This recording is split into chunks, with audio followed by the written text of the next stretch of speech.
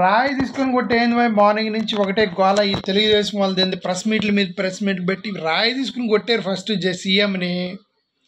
ఆయన ముఖ్యమంత్రి కరెంట్ ఆపేసి మరీ రాయి తీసుకొని కొట్టారు. మళ్ళీ మార్నింగ్ నుంచి ప్రెస్ మీట్ పెట్టి డ్రామా ఆడుతున్నాడు జగన్మోహన్ రెడ్డి. ఆయన ఇప్పుడు డ్రామా ఆడుతున్నాడు.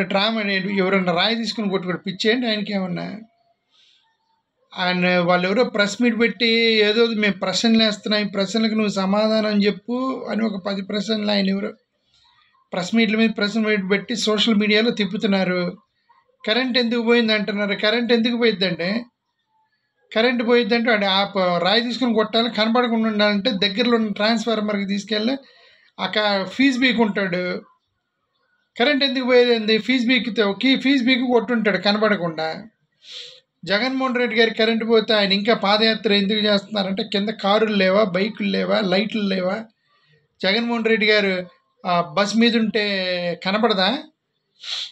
కరెంటు పోతే కింద వాళ్ళకి పైన ఉన్న ఆయన జగన్ గారు కనపడరు, కానీ జగన్ గారికి కింద వాళ్ళు కనపడరు. ఎన్ని కార్లు ఉన్నాయి, ఎన్ని బైకులు ఉన్నాయి, ఎన్ని సెల్ ఫోన్లు ఉన్నాయి, ఎంతమంది కార్యకర్తలు ఉన్నారు, లైట్లు వేసి ఉంటారు, కారు లైట్లు, బైక్ లైట్లు కనపడదా ఏంటి? రైట్, అన్ని పిచ్చి పిచ్చి ప్రశ్నలన్నీ వేసి ఏదో జగన్మోహన్ రెడ్డి గారు ఇంకొక డ్రామా, కోడికెత్తి డ్రామా.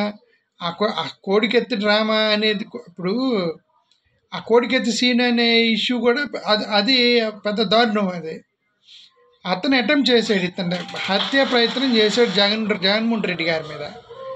హత్య ప్రయత్నం చేసిన అతను ఇప్పటివరకు ఇది డ్రామా అని చెప్పాల.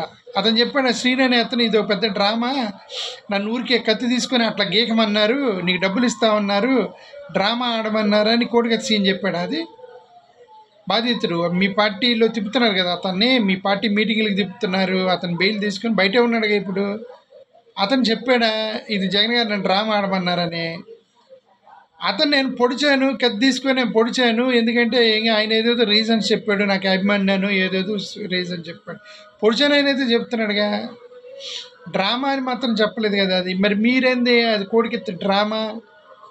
అది అతను నేను నిజంగానే అటెంప్ట్ మర్డర్ జరిగింది, అది చూడక తగిలిందని అంటున్నాడు అతను, బట్ డ్రామా అయితే అనలేదు కదా. మరి మీరేంది ఇప్పుడు ఇది ఎంత డ్రామా, కోడికెత్తి సీన్ లాగా ఇంకొక డ్రామా ఏంది అంటే అది అంత అబద్ధం, ఇది కూడా అంతే అబద్ధం.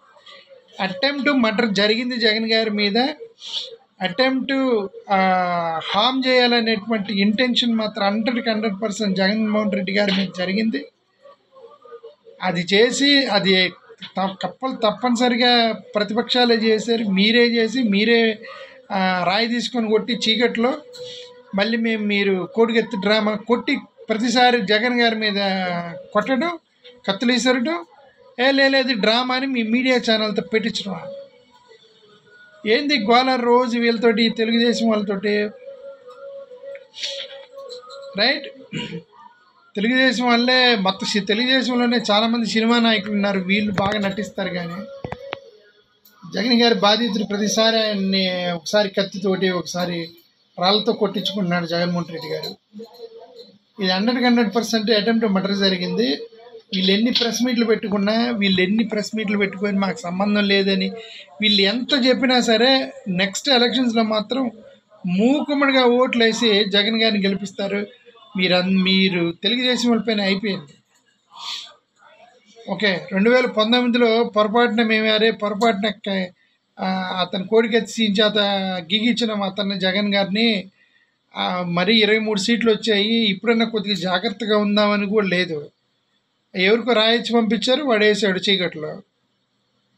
అది ఇప్పుడు ప్రజలు మొత్తం కూడా జగన్ గారి మీద విపరీతమైన సానుభూతి వచ్చింది. మీకు ఆ 23 సీట్లు కూడా రావు. అదే జరగబోయేది రేపు. Thank you.